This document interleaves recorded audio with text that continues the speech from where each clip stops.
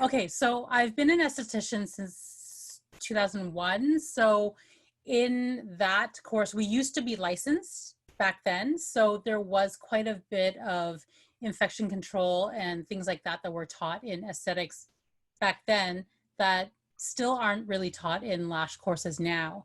And as we both know, lashing is fairly new and it's still kind of a baby industry. So when it came out and started gaining popularity, I took a course in '09. But as a lot of us have experienced, they don't really teach very much infection control. Like, am I right?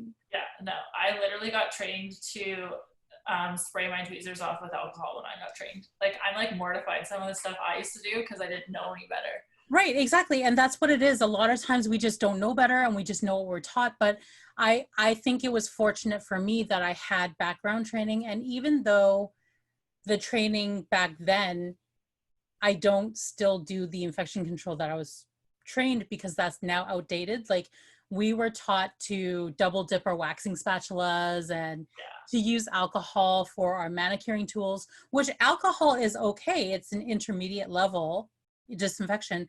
But I think a lot of times what we don't realize is we are dealing with the eyes, which is mucous membranes. So we need something higher than an intermediate level. Does that make sense?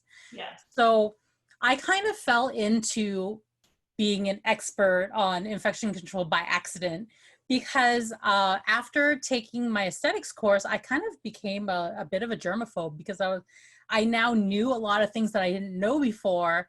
And so when I learn new um, techniques and new services, I've always been the type of person to learn something new, kind of get the hang of it, and then think, okay, how can I do this better?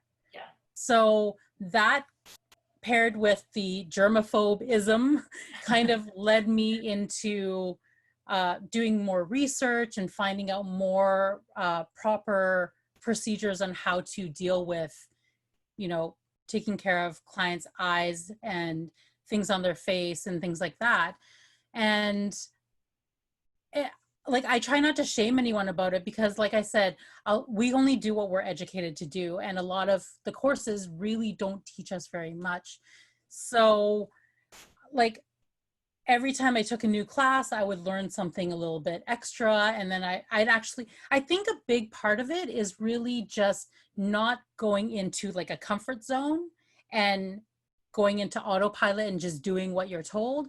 I think a big part of it is thinking about what you're doing and questioning what you're taught. Yeah.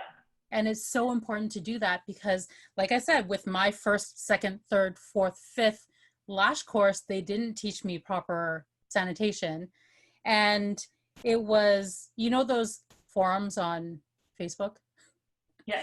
Back in the day, there was one that someone started talking about a client that always had redness in their eye. And then, so she sent her to see her eye doctor because she thought maybe it was like allergies or something.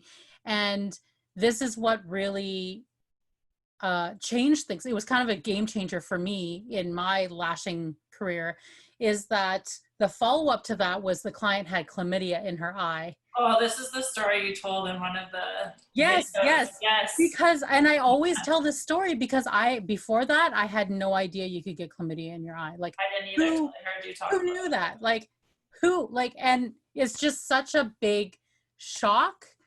And the eye doctor had told this lash tech, look, if you're not already wearing gloves, you need to start because this is what it was. And it's not like you don't want to shame your client, you don't want to shame your lash tech or anything like that. But when you break it down and think about it, it is a mucous membrane. It's the same as doing a Brazilian without wearing gloves.